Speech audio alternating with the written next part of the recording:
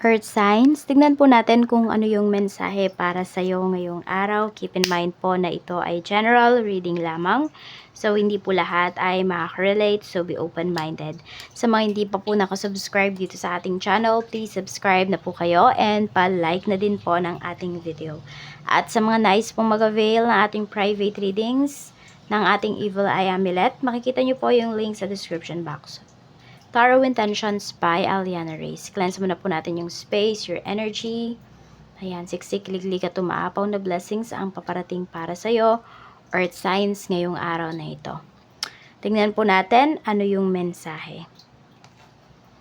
Spirit guide, mensahe po natin kay Earth signs. Taurus and Virgo, Capricorn.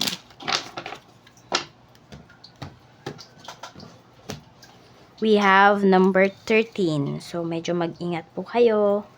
Ayan, maraming plastic, maraming ahas po sa inyong paligid. Yung iba din sa inyo, pwedeng literal na ahas ito.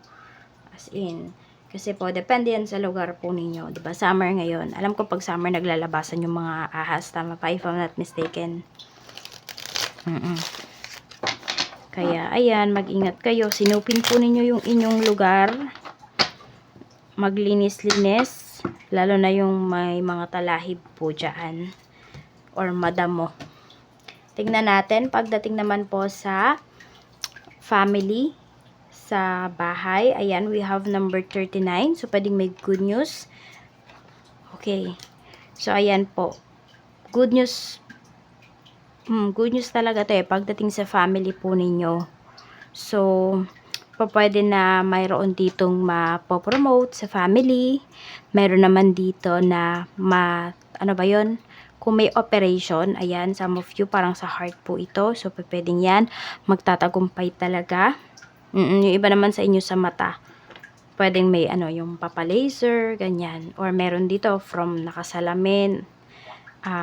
Naka-eyeglass ngayon, pwedeng nagko-contact lens na lang po. Or yung iba nga sa inyo, pwedeng pinalaser po ninyo yung inyong mata, ganyan. So, parang alam mo yung mas komportable. Ayan po. Pwede rin na, ayun nga, Earth signs, mas komportabling life yung nabibigay po ninyo sa inyong pamilya ngayon.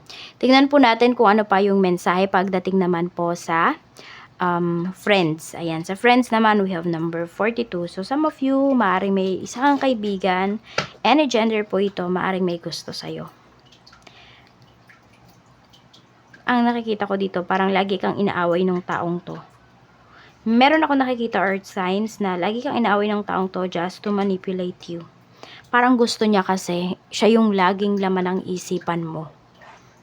Ganun yung nakikita ko. Yung iba naman sa inyo, maaring yung taong ito ay, alam mo yun, yung kaibigan mo talaga na to, may ugali talaga siya.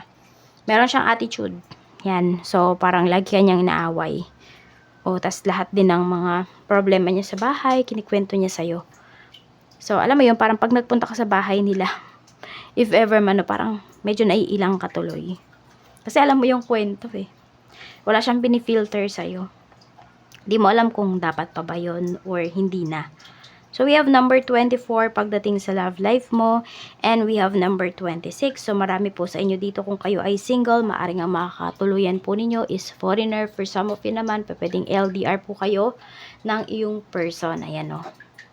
Sa marami dito, kung sino man po yung ka-deal ninyo ngayon, maaring siya na talaga yung inyong mapangasawa.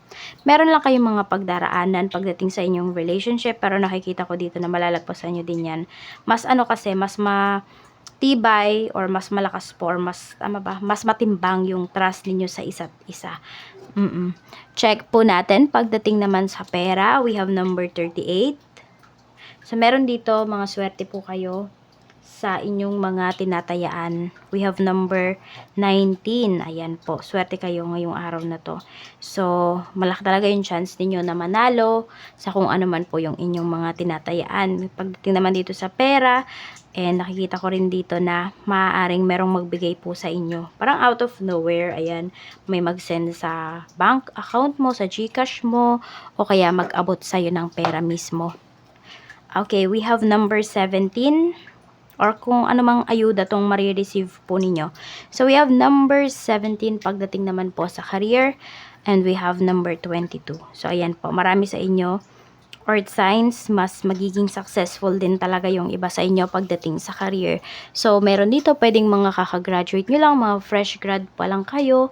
So, ayan, apply kayo ng apply kasi, ayan po, nakikita ko dito, marami sa inyo na mag-a-apply ng work or magkakaroon ng work. Kung ano yung first job nyo, pwedeng 4 years yung itatagal nyo dyan. So, marami kayong matututunan pagdating dyan sa inyong trabaho. Oo. Yes. Alam mo yung dyan ka talaga mahuhubog. Tingnan natin pagdating naman po sa business. So, business we have number 31. Tapos, number 2.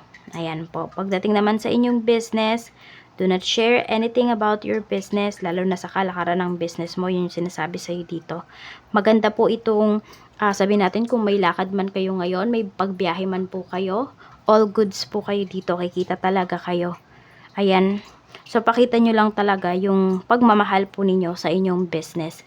Yan yung sinasabi sa'yo dito ni Universe Earth Signs. Parang wag kang mahiya na ano yan, i-advertise yung business mo, na, you know, kunwari, kung pagkain yan, ipa-free taste yung business mo. Minsan, kailangan natin mag-sacrifice para makilala yung ating produkto. Yan, yung iba sa inyo, yun yung kailangan po ninyong gawin. Hindi ninyong magpa-free taste, ganun. Wala namang masama. At reminder sa ni Universe. Okay? So, malaki talaga yung pag-asa mo, Earth Signs, na makaahon sa kahirapan. Ayan po, oh. Yung iba sa inyo, more on din, pinapakita dito. Kung sabihin natin na try nyo na lahat, hindi talaga umuunlad yung buhay nyo dito sa Pinas. Maari po yung iba sa inyo, nasa ibang bansa talaga. Pero kasi depende rin talaga yun sa pag-handle ninyo ng inyong finances. Some of you, ayan po, tignan ninyo yung mga, sabihin natin, yung mga ninuno po ninyo. Maring meron kayong kailangang ipaglaban dito na property. Yun yung nakikita ko. Some of you, doon yung makukuha yung yaman po ninyo.